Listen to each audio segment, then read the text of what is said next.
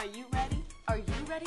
Are you ready? Get ready. I'm ready. Are you ready? Are you ready? Get ready for the SAT. It is the recommendation of Prince George's County Public Schools that most students take the SAT during the spring of their junior year. No student should take the SAT without prior preparation, and it should be known that it takes approximately 4 hours. During this program, you will become familiar with how to approach the different types of questions on the SAT, how to work within time constraints, and how to look for clues to reason through complex questions. Hello, I'm James Miller. I'm an SAT prep teacher here in PG County. Today, we're going to be looking at some more SAT vocabulary.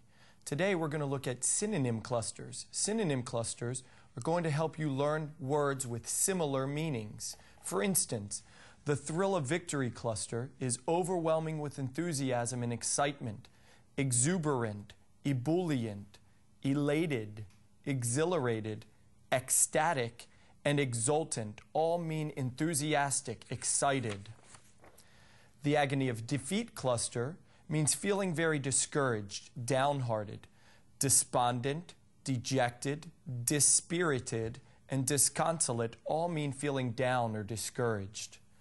The stubborn cluster means stubborn and unrelenting, obdurate, obstinate, intransigent, recalcitrant, and dogged all mean very stubborn.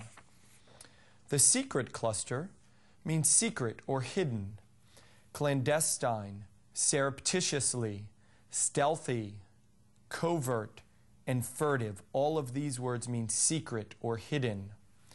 The relieve cluster means to lessen or relieve, alleviate, allay, assuage, mitigate, and mollify all mean to relieve or to lessen. Let's try some practice exercises. Let's do some odd word out. Let's find the word that does not fit. Number 1, open, public, those mean the same thing. Above board means easy to see, in the public. Clandestine means secret or hidden. That's the one that doesn't fit. Number 2, covert, unconcealed, cloaked. Cloaked means hidden. Covert means hidden. Unconcealed means unhidden, uncovered. Number 3, revealed, surreptitious, veiled. Surreptitious means secret. Veiled means hidden. Cloaked means hidden. Revealed means unhidden. Number 4, despair, elation, jubilation. Well, elation and jubilation both mean enthusiastic, excited. Ecstasy also means enthusiastic or excited. Despair means very sad. Number 5, gloomy, exuberant. These two are opposites. Depressed means the same as gloomy. Dispirited means the same as depressed. Exuberant means very happy. Number 6, ebullient, exhilarated. They both mean very happy. Despondent means very sad. Elated means very happy. We're going to go with despondent. Number 7, inflexible, obstinate. Well, obstinate means stubborn. Inflexible means stubborn as well. Stubborn. Docile means not stubborn. It means easy to control. Number 8, obedient, intransigent. Intransigent, I remember, that means stubborn. Obdurate also means stubborn. So does recalcitrant mean stubborn. Obedient means not stubborn, willing to obey. Number 9, manageable, obedient. These mean something similar. Docile also means obedient. Obstinate means stubborn. Number 10, determined, dogged. If you're dogged, you're stubborn. That means you're very determined. If you're hesitant, you're not determined. If you're tenacious, you are very determined. Hesitant is the one I'm going to go with here. Notice in this word, in that set, dogged means the same as tenacious, means the same as determined.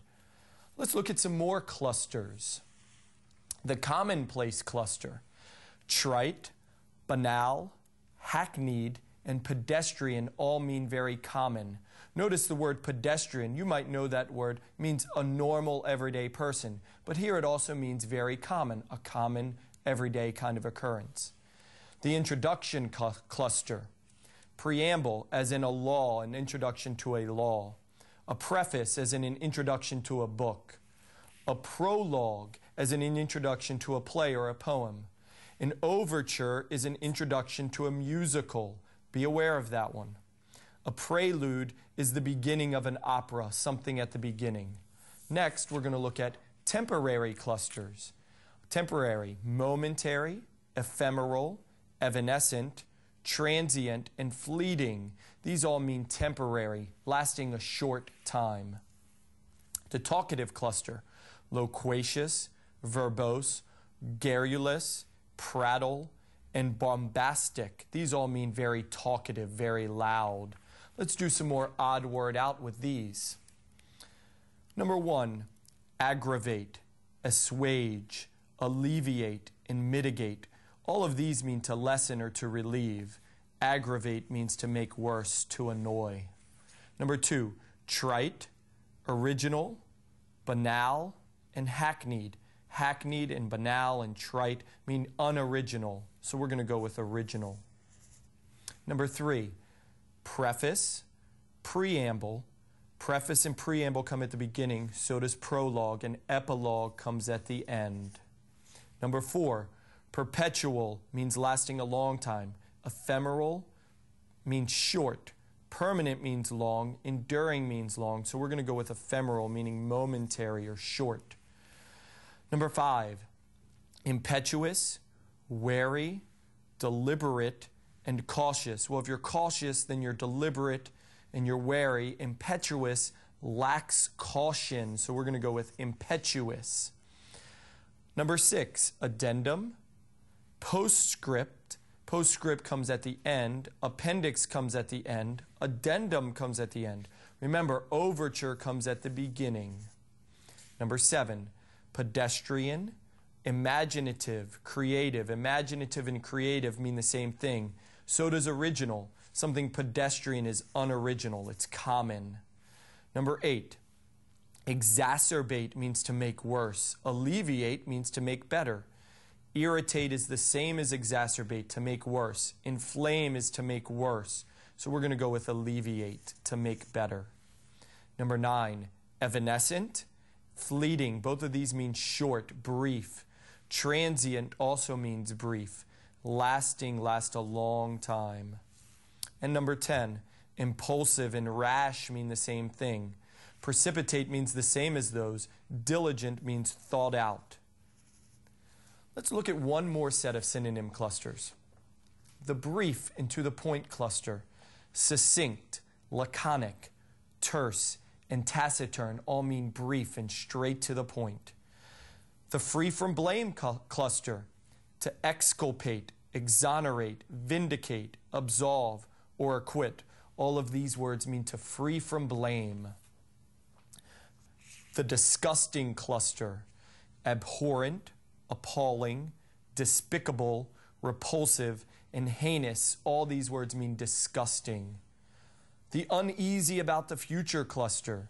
Apprehension, foreboding, and premonition. All of these mean uneasy or worried about the future. Let's try some of these with some odd word out exercises. Number 1, verbose, taciturn, garrulous. Garrulous is talkative, so is verbose, so is loquacious. So we're going to go with taciturn, which means using few words. Number 2, bombastic is very loud, which is the opposite of quiet. Simple, also quiet. Unaffected, also quiet. So we're going to go with bombastic, which means loud or affected. Number 3, exculpate. Remember, that's free from blame. Acquit is to free from blame. Vindicate, free from blame. Convict is to charge with a crime.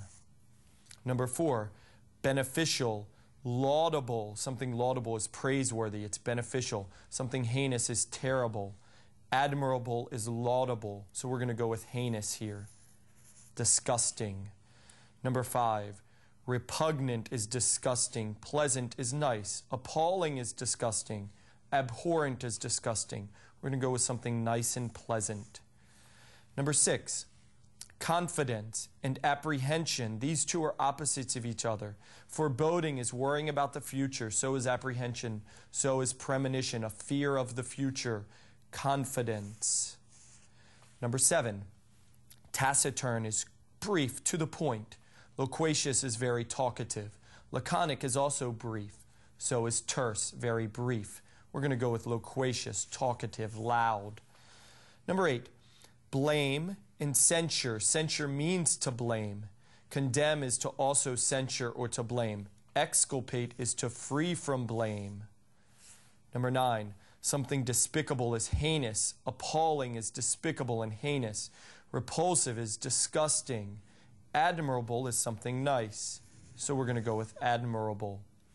And number 10, optimistic means you look at the good side, the bright side. That's the same as favorable. Foreboding is uneasy, worried about the future. Encouraging is something optimistic or favorable. So we're going to go with foreboding for this one. Remember, practicing your vocabulary will really help your SAT reading score. It will especially help you solve some of those difficult sentence completion questions. So please practice your vocabulary as much as possible. We'll be back soon with some more vocabulary exercises.